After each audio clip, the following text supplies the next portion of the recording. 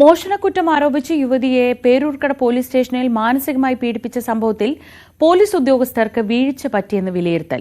FIR register ചെയ്തതും ചോദ്യം ചെയ്യലും നടപടിക്രമങ്ങൾ പാലിച്ചായിരുന്നില്ല എന്ന് ഉന്നത ഉദ്യോഗസ്ഥർ എന്നാണ് അവരുടെ നിഗമനം. ഇതേക്കുറിച്ച് അന്വേഷിക്കുന്ന cantonment assistant commissioner Stuart Keeler ഇന്ന് സിറ്റി പോലീസ് കമ്മീഷണർക്ക് റിപ്പോർട്ട് നൽകും. പേരൂർക്കട സ്റ്റേഷനിലെ CCTV ദൃശ്യങ്ങൾ വിശദമായി പരിശോധിച്ചു. കൂടുതൽ പോലീസ് ഉദ്യോഗസ്ഥർക്കെതിരെ നടപടി വരാനും സാധ്യതയുണ്ട്. വിവരങ്ങളുമായി എസ് സാരംഗ് തിരുവനന്തപുരത്ത് നിന്ന് ചേർന്നു. സാരംഗ്, ഒരു മാസം മുൻപ് നടന്ന സംഭവമാണെങ്കിലും ഇന്നലെയാണ് ഇതുമായി ബന്ധപ്പെട്ട് ഈ വാർത്തകളൊക്കെ പുറത്തു വരുന്നതും ബിന്ദുവിന്റെ പ്രതികരണം വരുന്നതുമൊക്കെ. ഇന്നിപ്പോൾ ഈ നേരമാവുമ്പോഴത്തേക്ക് കാര്യങ്ങളിൽ കുറെ കൂടി വ്യക്തത വന്നുണ്ട്. തീർത്തും മനുഷ്യാവകാശങ്ങളെ മുഴുവൻ ലംഘിക്കുന്ന കാര്യങ്ങളാണ് പേരൂർക്കട സ്റ്റേഷനിൽ നടന്നത്. അതിന് ഈ ഉദ്യോഗസ്ഥർക്ക് CCTV ഉൾപ്പെടെയുള്ള തെളിവുകൾ, CCTV ദൃശ്യങ്ങൾ ഉൾപ്പെടെയുള്ള തെളിവുകൾ ലഭിച്ചിട്ടുണ്ടോ? ഒരു കൂടുതൽ കാര്യമായ നടപടിയിലേക്ക്, ഒരു സസ്പെൻഷൻ എന്നതിൽ നിന്ന് കവിഞ്ഞ് ആ സ്റ്റേഷനിലുള്ള ഉദ്യോഗസ്ഥർക്കൊക്കെ ഉത്തരവാദിത്തമുള്ള ഒരു നടപടിയിലേക്ക് പോകാൻ എത്രത്തോളം സാധ്യതയുണ്ട്?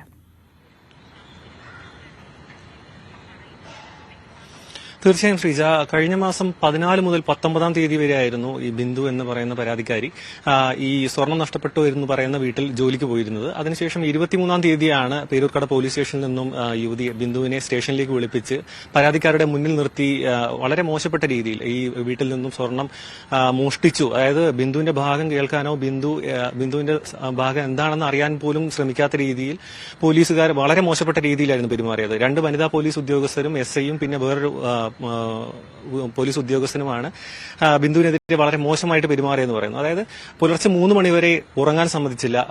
പരാതിക്കാരിയുടെ വീട്ടിലെത്തി, ബിന്ദുവിന്റെ വീട്ടിലെത്തിയിട്ട് പരിശോധന നടത്തി. അവിടെ നിന്നും ഒന്നും ലഭിച്ചില്ല. അതിനുശേഷം ഇതിനു മുൻപ് തന്നെ സ്റ്റേഷനിലെത്തിയ ഉടനെ തന്നെ ഫോൺ വാങ്ങി വെച്ചു. അതാണ് ആദ്യം പറയുന്നത്. അതായത് ബിന്ദുവിന്റെ വീട്ടിൽ അറിയിക്കാതായിരുന്നു ബിന്ദു പെട്ടെന്ന് പോലീസ് സ്റ്റേഷനിലേക്ക് എത്തിയത്. പക്ഷേ എവിടെയാണ് എന്നറിയാതെ ഭർത്താവും കുടുംബവും അന്വേഷണം നടക്കുമ്പോൾ ബിന്ദു പോലീസ് സ്റ്റേഷനിലായിരുന്നു. ബിന്ദുവിന് കുടുംബക്കാരെയോ ഭർത്താവിനെയോ മക്കളെയോ അറിയിക്കാൻ കഴിഞ്ഞിരുന്നില്ല.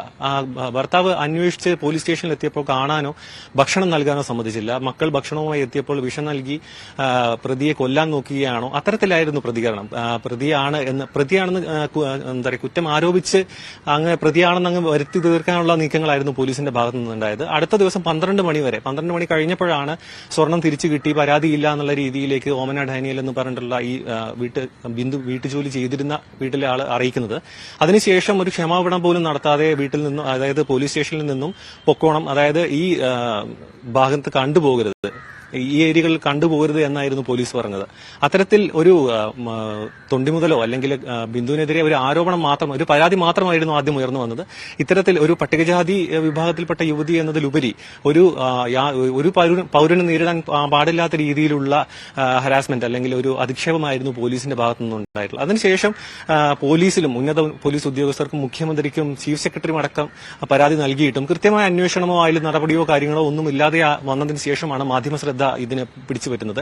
തുടർന്ന് നടത്തിയ വകുപ്പ് തല അന്വേഷണത്തിലാണ് ഇന്നലെ പ്രസാദ് എന്ന അവിടുത്തെ പേരൂർക്കട SIനെ സസ്പെൻഡ് ചെയ്യുന്നതും മറ്റ് നടപടികളിലേക്കും കടക്കുന്നത്. ആ ഒരു സസ്പെൻഷൻ എന്നത് രീതിയിലേക്ക് മാത്രം ഒതുങ്ങാനുള്ള സാധ്യത വളരെ കുറവാണ്. കാരണം CCTV ദൃശ്യങ്ങളും മറ്റും പരിശോധിച്ച ശേഷം ഇന്ന് സമർപ്പിക്കുന്ന റിപ്പോർട്ടിനനുസരിച്ചിരിക്കും മറ്റുള്ള പോലീസുകാർക്കും എതിരെ ഉണ്ടാകാൻ പോകുന്ന നടപടികളെക്കുറിച്ച് കൂടുതൽ വിവരങ്ങൾ നമുക്ക് ലഭ്യമാവുക.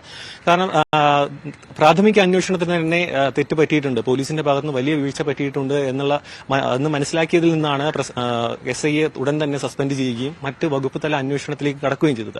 ഇന്ന് സമർപ്പിക്കുന്ന റിപ്പോർട്ടിനനുസരിച്ചിരിക്കും കേസിന്റെ മുന്നോട്ടുള്ള പോക്കും. അതേപോലെ തന്നെ ബിന്ദു നിയമ നടപടിയുമായി മുന്നോട്ട് പോകാൻ തന്നെയാണ് തീരുമാനമെന്നാണ് നമുക്ക് അറിയാൻ കഴിയുന്ന വിവരം. ശരി, സാരംഗ് സുധാകരനാണ് വിവരങ്ങൾ നൽകിയത് തിരുവനന്തപുരത്ത് നിന്ന്.